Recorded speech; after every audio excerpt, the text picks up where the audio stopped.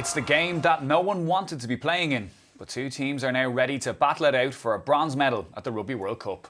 Welcome to the JOEpan Rugby Show, previewing every game of the knockout stages of the Rugby World Cup, brought to you by Sports Joe in association with Air Sport.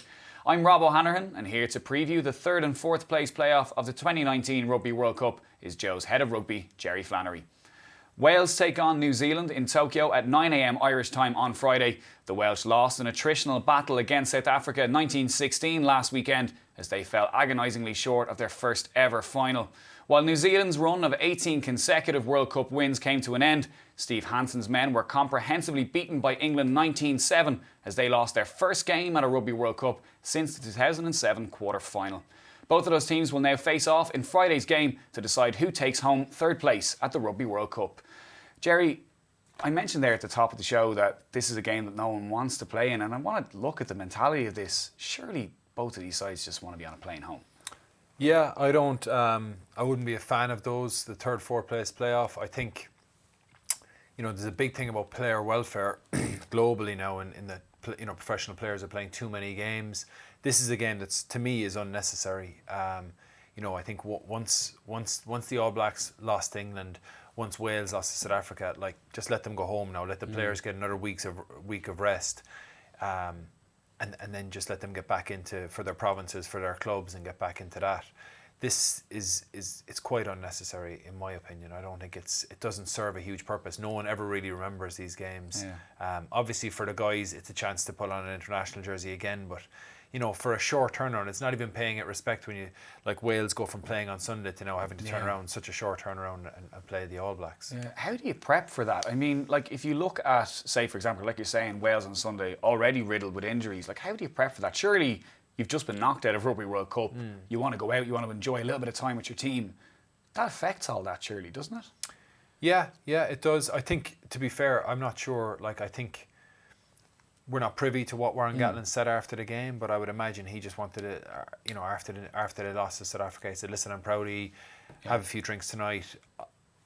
He might have given a few players a heads up and said, listen, you lads are probably going to play against New Zealand in a couple of days' time, so take it handy. But it's just about trying to recover, for the players to just recover between the semi-final and this third, fourth place playoff. Now, they're not... Tactically, they're not going to do a huge amount differently. He may even let them off and just say, listen, play a bit of rugby if you fancy, Yeah, huge amount of changes on both sides. So we have 7 changes to the All Blacks, 9 for the Welsh players. 16 out of a total of 30 players who played at the weekend. These are almost B-string sides that are showing up on Friday. Yeah. Well, look, flip it on the other way. If you didn't make the 23-man squad in one of those semi-finals, and then you got to the third, fourth place playoff after the team has lost, and you still don't get a run, you'd be pretty disappointed. It's just that I suppose it gives them an opportunity to blood some players, like Callum Amos playing at full back. He's very exciting. Rico Ioane hasn't had a huge amount of game time through this World Cup, and maybe getting Jordy Barrett on the field as well will be a positive. But by and large, I really don't see the point in it, because the players are better off getting, just that's their World Cup finish. Let them go home, let them get a week's recovery, physically get themselves right, and get back in playing for their clubs and franchises. I want to look at the mentality of losing a semi-final, because it's very different to losing a final. It's very different to losing a quarter. You're one step away from the showpiece game and the biggest game in world rugby. How do you manage that? It's very different to being knocked out at an earlier stage. Yeah, well, I suppose my experience I've lost a good few semi-finals, unfortunately. Yeah, it is. It's pretty gutting, because sometimes you feel you're so close to getting to that big day, but then you're so no one even remembers you. And I suppose, look, you get to the last 4 of a competition, you must have a certain quality to you to get to that position, but you spend most of your time reflecting on, where you fell short. Watching back the losing teams' press conferences at the weekend, and particularly the Welsh one with Alan Wynne-Jones and Warren Gatland not being in the room, but you can feel the pain. It's almost palpable watching it. What's it like to front up to the media so soon after losing a game like that? It's very difficult. It's very difficult because there's an obligation to do it, and you have to go out and you have to face the media, and that's what grows the sport is people are reporting on the sport, so it's something you have to do. But for the players, they actually will be hurting more than anyone else, and for the coaches, this is everything to them. For even the most hardcore rugby fans who are supporting their country at the World Cup, it's an aside. It could be a big part of their life. It could be the thing they're most passionate about, but it generally doesn't put food on the table for their families, or when you're as a player or as a coach and you're going to a World Cup, like, it just dominates every single thing you're thinking about for the 12 months coming up to it, and when you're in it, you're living right in the middle of it, and it's real melting pot. Like, there's so much pressure, and then to lose, it's particularly, like, if you think of it, like, all those teams in the semi-finals would have felt like we have a good chance to go on and win this thing. Like, it's not like Wales didn't back themselves thinking, like, if we beat South Africa, we can go on and win it. They 100% did think that they could go on and win it. So that's, it's a little bit of what could have been as well for us, Yeah. There was a moment in the All Blacks reaction where Steve Hansen got quite emotional talking about a phone call with his wife. And I remember when Ireland got knocked out against New Zealand, Ireland and Leinster international Jenny Murphy talking about not tagging players in criticism. Sometimes we need a reminder that the guys at the top table, the guys out on the pitch, they're human beings. Yeah, they are. Well, common sense would tell you that, I mean, I think people just might get a little bit removed from it and think that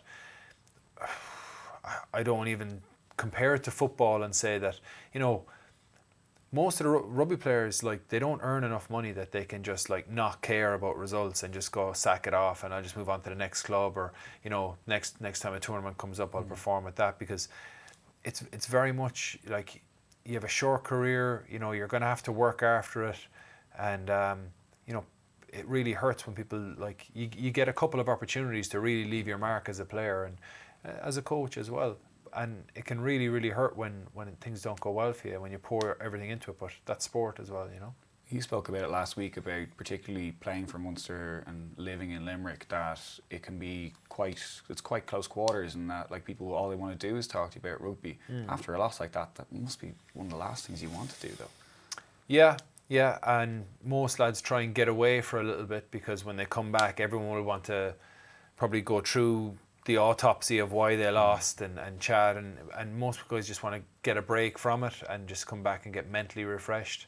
But I presume that most of the players now, anyone who's had any kind of significant game time will get a break. They get a chance to go away, and coming back mentally fresh is just as important as coming back physically fresh.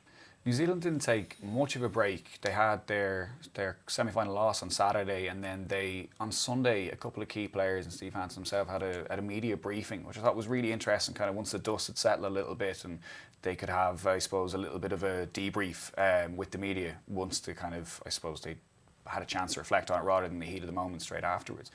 It's a good idea. I recognise why New Zealand do it, because they don't lose that often, but it would have been a nice thing to maybe see a team like Ireland do after what was kind of an unexplainable loss in a lot of ways. Unexplainable as in the New Zealand game? Yeah, well, it's unexplainable to an extent, I think. Look, I suppose you don't ever prepare. Like, the window to go from losing a game to having to face the media is very, very tight. Yeah. And no one prepares before the game to talk about, if we lose, this is probably the reasons that we'll have lost. So I think sometimes when coaches or when players have to front up directly after a game, a lot of it is quite emotional for them. It's they haven't had a chance to go back and analyse the game, and they're just trying to fulfil the obligation of the media and manage their emotions through that. And I think then the idea is to go back and actually really work out where they fell short, and try and, because the media can jump on something and create a narrative, and that can go off down a certain path which may not be accurate. So for Hansen and the All Blacks, the management, they may want to say, listen, this is actually the reason we lost this game. Yeah. And there's no shame in saying, listen, we lost to a better team, or England outplayed us on the day.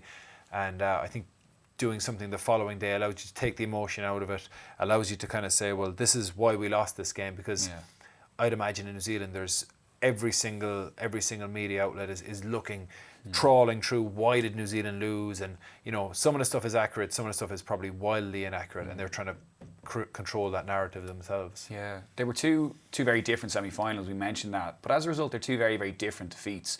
New Zealand were played off the park by England and were kind of going through the motions in the last 7 or 8 minutes knowing that the game was beyond them, whereas Wales were right in it, and as Warren Gatland said, there was a bounce of a ball in it. Which one of those defeats do you think is like worse or harder to handle from a player's point of view, being within a kick of a ball or just being absolutely blasted off the field? I think being within a kick of a ball is harder to take. There's obviously, because from a national point of view, it's not like you're going to show up the following week. So, you're not going to show up the following week and be playing games again, for the next 5-6 weeks. When a World Cup is over, it's generally over, unless you end up in the third, fourth place playoff. But from a club point of view, if you feel like you're just comprehensively outplayed, well then you got to go, well, we're miles off the pace here, and you start the following week and you start trying to rebuild from there. It's generally easier, I think it's easier to actually get over when you've just been outplayed, because you just have to accept a lot of things. When the game is so close, you kind of feel like, oh, should we have done a little bit more of this or a little bit less of that? And it just takes a little bit longer mentally to get over it.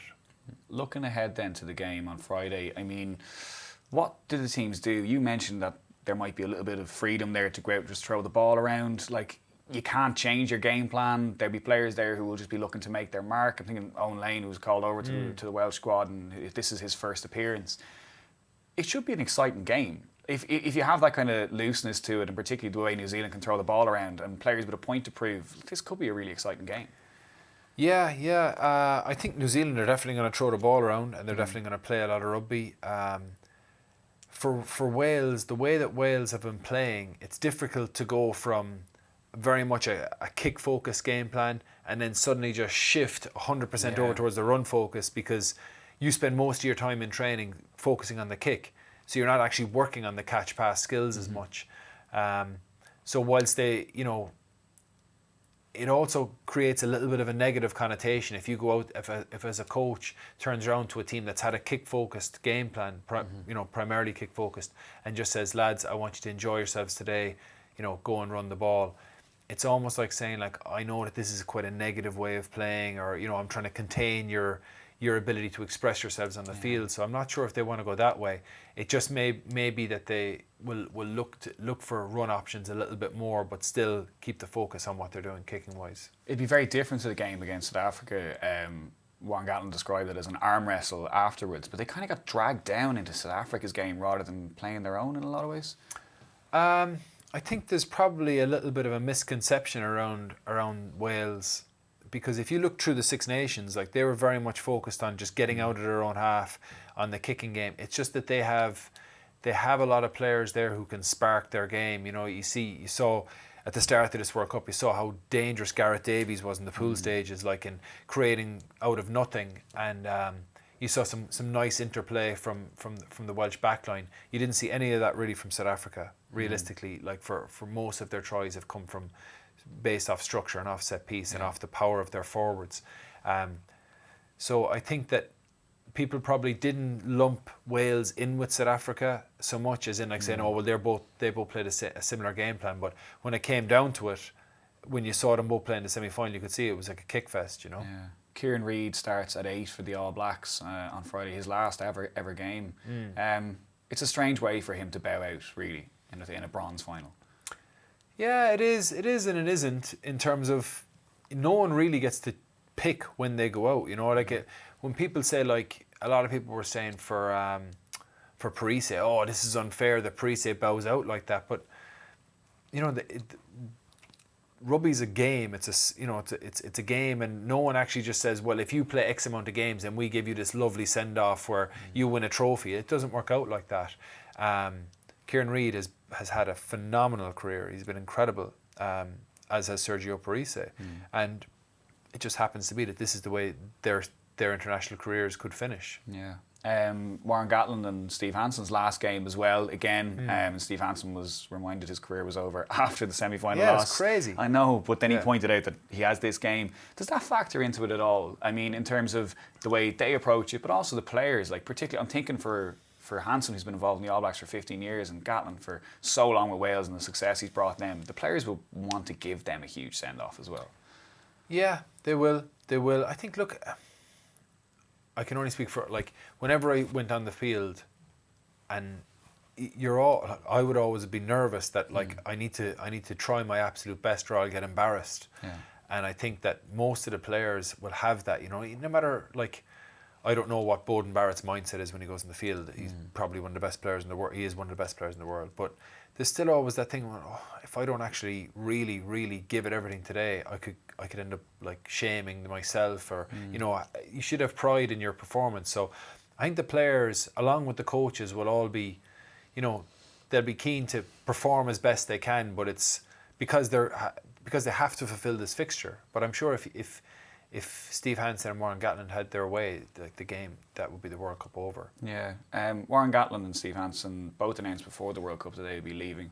Joe Schmidt did the same for Ireland almost a year ago. And former All Black Nick Evans, speaking in the Herald there last week, in New Zealand Herald, said that would affect the team. And he pointed out that those 3 teams have all exited at an early stage in the World Cup. Do you think that actually plays a factor? It plays into the players' psyche, into their preparation, that there's a new manager coming in straight after that World Cup?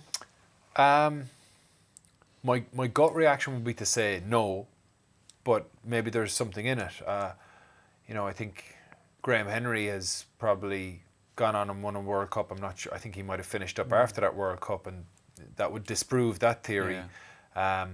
If I haven't looked back now on all the World Cup winning coaches, if they were contracted to stay on beyond that World Cup, but look, there's little bits in terms of, like, if the players are aware that the coach is leaving after the tournament, then it may change things a little bit. But like I said earlier, like, rugby players have to play for themselves. They can't afford to cruise for a little bit, because the contracts are short, careers are short, and the money isn't life changing when they make a good contract. They get paid well, but the money's not. It's not football money where someone signs one contract and they know they're set for life, and if a coach gives them a hard time, they can just go, yeah, well, whatever, just don't pick me again. That's not the way rugby works.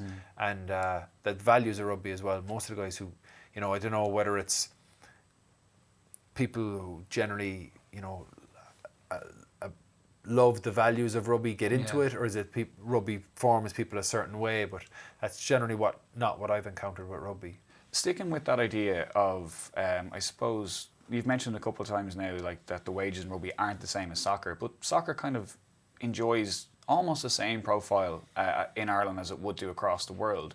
Do you think there's a disconnect between the fans when they look at soccer players, look at rugby players, that they almost assume that they are life-changing wages, that it's hundreds of thousands of euro or pounds a week, and then that plays into the way that they, I suppose, talk about the players and even treat the players?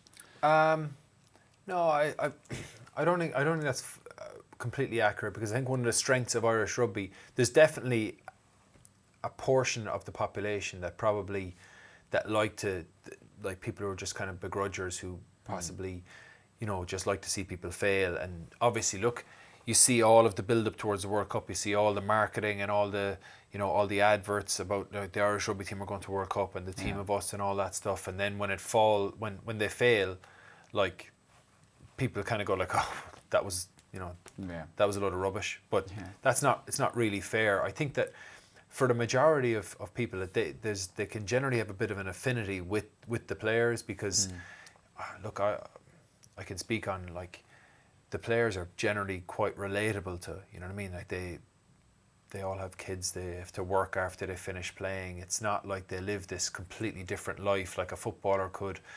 A guy who goes into an academy at 15, 16 in the Premiership in football, he's going to have a very different path through life and a very different outlook on life than a rugby player who's maybe in an academy up to when he's 22 and is working really hard, and then starts making a few bob, and then maybe by the time he's 24, 25, he's on a good wage, but that's going to finish generally when he's 32. So they're a lot more relatable that way, and I think that people that's one of the strengths, that people see young homegrown players playing for Leinster, Ulster, Munster, Connacht, and they can relate to them, and that's why there's a strong bond between the supporters and the team. Yeah. We can expect, well, I can definitely see a very fiery New Zealand performance on Friday. I'm thinking of when they came to Dublin in 2016 after Soldier Field, the way they thumped Australia in the Bledisloe Cup game this summer as well. They're going to be out to prove a massive point. I'm going to call it the All-Blacklash. It's good, yeah, the All-Blacklash. I think, yeah, look, I would be I'd be a little bit worried for Wales, a little bit anxious that because they've, their squad has been stretched so much, and like the depth, the strength and depth that the All Blacks have, like even though like Liam Coltman and these guys haven't played a lot of rugby, like when they get on the field, they're quality players. Now I'm not saying that Wales don't have quality players within their squad, but not to the same level that the All Blacks will have. And plus, I think the All Blacks game plan, they can just put people in and it will operate just as well. I think that when you take certain individuals out of that Welsh team, it's going to affect how they play a lot more. So that's the only reason I'm thinking that they may deviate a little bit more from just such a strong kick focus. So your money would be in an All Blacks win? The All-Blacklash, I'm backing that. Yeah. Thanks, Jerry. That is all we have time for in this episode of the JOEpan Rugby Show, brought to you by Sports Show in association with Air Sport. A reminder that Wales v New Zealand in the 3rd and 4th place playoff is available live on the Air Sport package this Friday morning. Kick-off in that one is at 9 a.m. Irish time, with coverage beginning from 8:30. We'll be back a little later on this week as we look forward to the big one, the Rugby World Cup final between England and South Africa. We'll see you then.